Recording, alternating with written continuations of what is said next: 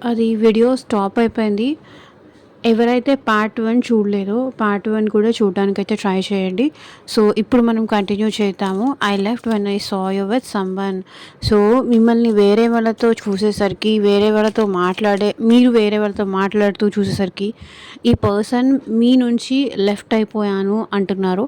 అది సో, మీ ఇద్దరి గురించి మీరు వేరే వాళ్ళతో డిస్కస్ చేయొచ్చు. మేబీ మీ ఫ్రెండ్స్‌తో చెప్పొచ్చు, మీ ఫ్యామిలీతో చెప్పొచ్చు. లేకపోతే ఇంకెవరి దగ్గరైనా మీరు ఈ పర్సన్ గురించి చెప్పు ఉండొచ్చు. అది ఈ పర్సన్‌కి మరి నచ్చలేదు. లేకపోతే వేరే ఇంకెవరితో అయినా మీరు రిలేషన్‌షిప్‌లో ఉన్నారు అనైనా ఈ పర్సన్ అనుకోని ఉండొచ్చు, తెలిసుండొచ్చు, ఊహించుకొని కూడా ఉండొచ్చు. అలా ఈ పర్సన్ మీ నుంచి లెఫ్ట్ అయ్యాను అని చెప్తున్నారు. సో, క్లారిఫికేషన్ చూద్దాము. I left when I saw you with someone. So, ఇక్కడ క్లారిఫికేషన్ చూడండి. 5 ఆఫ్ పెంటికల్స్.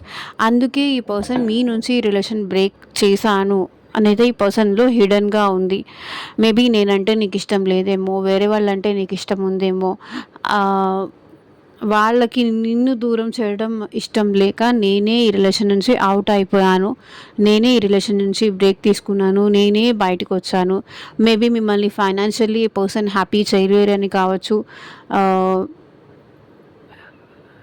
హ్యాపీగా చూసుకోలేను అనే రీజన్ వల్ల కావచ్చు. ఆహ్, మేబీ ఫైనాన్షియల్ లాస్ కూడా ఇక్కడ కనిపిస్తుంది. సో, మీరంతా ఫైనాన్షియల్లీ వెల్ సెటిల్డ్ కాదు అనే ఫీలింగ్‌లో ఈ పర్సన్ ఈ రిలేషన్ నుంచి బయటికి రావచ్చు. సో, మిమ్మల్ని వేరే పర్సన్ అయితే బాగా చూసుకుంటారు. లేకపోతే ఈ పర్సన్‌కి అంత ఫైనాన్షియల్లీ సెటిల్‌మెంట్ లేదు అనేసి ఈ పర్సన్ మేబీ మీ నుంచి బయటికి వచ్చి ఉండొచ్చు. లేకపోతే మీకు తనకి ఇవ్వడానికి ఏమీ లేదు. తను ఆల్రెడీ జీరోలో ఉన్నారు. మీకు ఇవ్వడానికి తను అంత లేదు అనేసి మేబీ ఈ పర్సన్ మీ నుంచి బయటికి వచ్చే సిట్యుయేషన్స్ అయితే కనిపిస్తుంది. 5 ఆఫ్ పెంటికల్స్ ఎనర్జీ అదే కనిపిస్తుంది. సో, మీకు ఈ పర్సన్ బర్డెన్ అవ్వడం ఇష్టం లేదు. మేబీ ఈ పర్సన్ మీ నుంచి ఆల్రెడీ మనీ తీసుకొని ఉండొచ్చు, ఫైనాన్షియల్ సపోర్ట్ తీసుకొని ఉండొచ్చు. సో, తనేంటంటే తనే ఒక ఏమీ లేని పర్సన్. లైక్ అంటే తను ఏం కోరుకున్నా అది తన లైఫ్ నుంచి వెళ్ళిపోతుంది అనే ఫీలింగ్‌లో ఉన్నారనమాట. I left when I saw you with someone. So, మిమ్మల్ని వేరే వాళ్ళతో చూసి అది ఈ పర్సన్ డైజెస్ట్ చేసుకోలేక ఈ పర్సన్ తనకి తానే ఈ రిలేషన్ నుంచి బయటికొచ్చేసాను అనే ఫీలింగ్ అనమాట. మిమ్మల్ని వేరే వాళ్ళతో చూడడం ఈ పర్సన్‌కి నచ్చలేదు. ఫస్ట్ ఆఫ్ ఆల్ అది వాళ్ళు తీసుకోలేకపోయారు. అది వాళ్ళు చాలా ఎమోషనల్ అయిపోయారు. నాది అనే పొసెసివ్‌నెస్ ఈ పర్సన్‌లో చాలా ఎక్కువ ఉంటుంది మీ విషయంలో. లాస్ట్ ఫీలింగ్‌లో ఉన్నారు. Last feeling 5 of pentacles energy అంటే.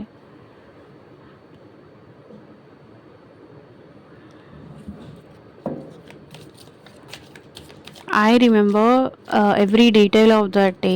క్లారిఫై చేయండి యూనివర్స్. ఏ రోజు గురించి వాళ్ళకంతా గుర్తుంది మా వ్యూవర్స్ పర్సన్స్‌కి క్లారిఫై చేయండి universe. 6 of cups.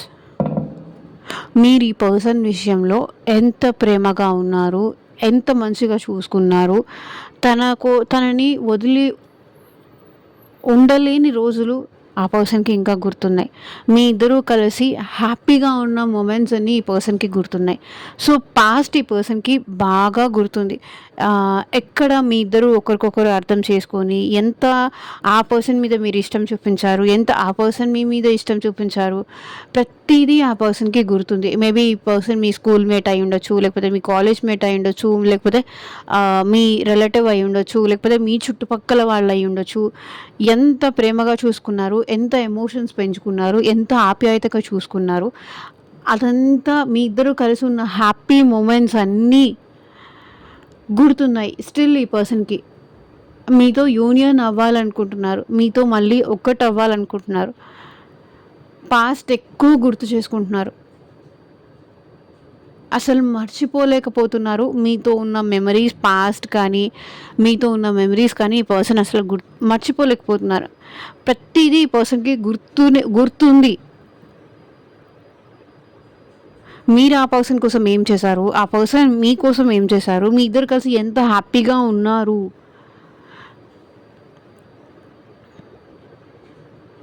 6 of cups energy.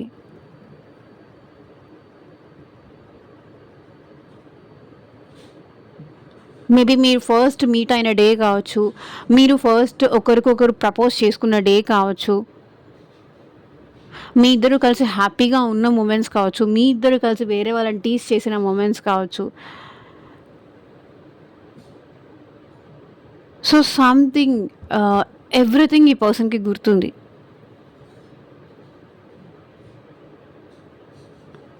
Past memories అనేవి అన్నీ ఈ పర్సన్‌కి గుర్తుంది.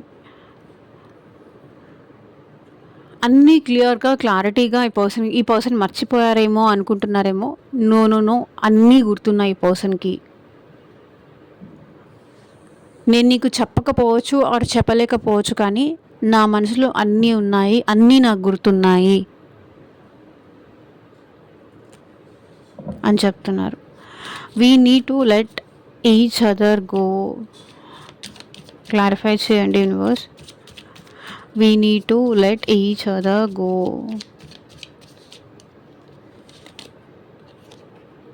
ఎంపరర్. సో, మీ ఇద్దరు ఒకరికొకరు మీ ఈగోని పక్కన పెట్టాలి. ఈ రిలేషన్ని కంటిన్యూ చేయాలి. ఈ రిలేషన్ని ఫార్వర్డ్‌కి తీసుకెళ్ళాలి అంటే మీ ఇద్దరి మధ్య వచ్చిన ఈగో కానీ, యాటిట్యూడ్ కానీ అది వదిలేస్తే గనక మనిద్దరం కలిసి హ్యాపీగా ఉంటాం. సో, మన ఇద్దరి వల్ల ఈ ఈగో వల్లే మన ఇద్దరి మధ్య ఈ డిస్టర్బెన్సెస్ వచ్చాయి అని మీ పర్సన్ ఫీలింగ్. నేను కావాలి అని మాట్లాడినప్పుడు నువ్వు మాట్లాడవు. నువ్వు కావాలని మాట్లాడినప్పుడు నేను మాట్లాడను. బికాస్ ఈగోకి వెళ్తాం. గొడవ పడతాం. నువ్వు అప్పుడు అలా చేసావు కదా నేను ఇప్పుడు అలా చేశాను కదా నువ్వు. ఇద్దరిద్దరం ఈగోకి వెళ్తే మన రిలేషన్ ఎలా కంటిన్యూ అవుతుంది? We need to let each other go. మన ఇద్దరి మధ్య ఉన్న ఈగో వెళ్ళిపోతే మన ఇద్దరం కలిసి హ్యాపీగా ఒక అండర్స్టాండింగ్తో రిలేషన్షిప్ కంటిన్యూ చేయొచ్చు అనేది మీ person feeling. So, ego clarifier, king of cups చూడండి. ఈగో పక్కన పెడితేనే మన ఇద్దరం ఎమోషనల్గా కనెక్ట్ అవ్వచ్చు. It's a big yes. King of cups energy. మన ఇద్దరం ఈగో పక్కన పెట్టి మాట్లాడుకుంటేనే మన ఇద్దరం ఒక అండర్స్టాండింగ్తో రిలేషన్ ముందుకు కంటిన్యూ చేయొచ్చు. మన ఇద్దరం ఒక అండర్స్టాండింగ్కి రావాలంటే ఈగో పక్కన పెట్టాలి.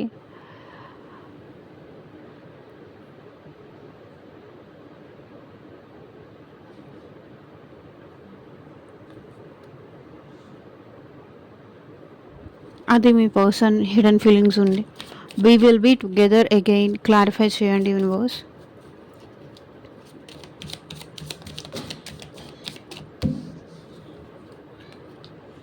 Six of wands, ace of wands చూడండి. మళ్ళీ మనం కలిసి ఉంటాం అని మీ పర్సన్ చెప్తున్నారు.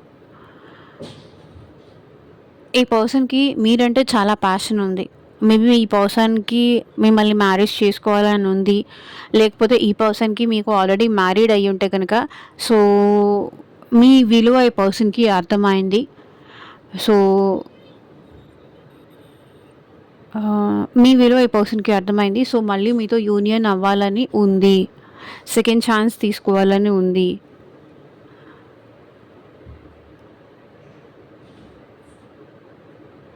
సో వాళ్ళ ఫ్యామిలీతో మాట్లాడి ఈ పర్సన్ మీ ఇద్దరు మ్యారేజ్కి ఇంట్లో ఒప్పుకోకపోతే ఈ పర్సన్ మ్యారేజ్కి ఒప్పించి ఇక్కడ మీ వైపుగా ఈ పర్సన్ రావాలనుకుంటున్నారు. తను సాధించిన సక్సెస్ని మీ ముందు ప్రూవ్ చేసుకోవాలనుకుంటున్నారు. సో ఈ రిలేషన్ని ముందుకి కంటిన్యూ చేయాలి అనుకుంటున్నారు. మళ్ళీ మనం కలుస్తామనే ఫీలింగ్లో ఈ పర్సన్ ఉన్నారు.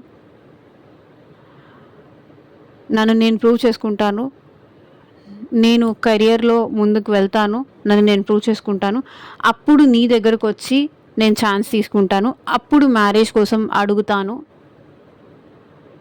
అప్పుడు మ్యారేజ్ గురించి మాట్లాడతాను అనే ఫీలింగ్ ఉంది. ఎప్పటికైనా మళ్ళీ మనం కలిసి ఉంటాం, నేను నిన్ను ఎట్టి పరిస్థితుల్లోనూ వదులుకోను అనేది ఈ పర్సన్ మనసులో హిడెన్గా ఉంది. You speak to me through music. So music ద్వారా మీ పర్సన్ మిమ్మల్ని గుర్తు చేసుకుంటూనే ఉన్నారంట. క్లారిఫై చేయండి యూనివర్స్.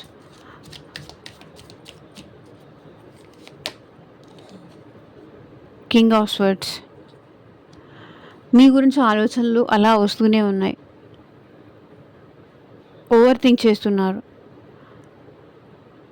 సాంగ్స్ వింటే మీరే గుర్తు రావడం, రిగ్రెట్ ఫీలింగ్ అయితే ఈ పర్సన్కి ఉంది. సో మీకు ఇష్టమైన సాంగ్స్ వింటూ మిమ్మల్ని గుర్తు చేసుకోవడం, ఏడవడం, ఓవర్ థింక్ చేయడం, సఫర్ అవ్వడం, ఇలాంటివన్నీ చేస్తున్నారు. Bottom of the deck energy chariot. ఈ పర్సన్కి మీ వైపు మళ్ళీ రావాలని అనిపిస్తుంది. బిగ్ ఇయర్స్ అండ్ మళ్ళీ ఈ పర్సన్ మీ లైఫ్లోకి డెఫినెట్లీ వస్తారు. చారియట్ మూమెంట్ కనిపిస్తుంది. ఫీలింగ్స్ మీ వైపుగా ఈ పర్సన్కి ఫ్లో అవుతున్నాయి. ఒకవేళ మీ ఇద్దరిది లాంగ్ డిస్టెన్స్ రిలేషన్షిప్ అయితే కూడా ఈ పర్సన్ మిమ్మల్ని కలవడానికి రావాలనుకుంటున్నారు. సో దాని గురించి ఆలోచిస్తున్నారు, దాని గురించే ఈ పర్సన్ ప్లాన్ చేస్తున్నారు. చాలా ఓవర్ థింకింగ్ చేస్తున్నారని అయితే ఇక్కడ కనిపిస్తుంది. సో ఇదేనండి ఇవాళ రీడింగ్. ఎంతమందికి రెజొనేట్ అయింది అని నాకు కింద కామెంట్ సెక్షన్లో చెప్పండి. అండ్ మీకు మీ సిచ్యువేషన్కి తగ్గట్టు ఆర్ మీ ప్రాబ్లమ్కి తగ్గట్టు పర్సనల్గా రీడింగ్ తీసుకునే ఇంట్రెస్ట్ ఉంటే స్క్రీన్ మీద కనిపించే నా వాట్సాప్ నెంబర్కి అయితే మెసేజ్ చేయండి. డెఫినెట్లీ లైక్ చేయండి, హైప్ చేయండి. Okay, thank you for watching. Take care, bye.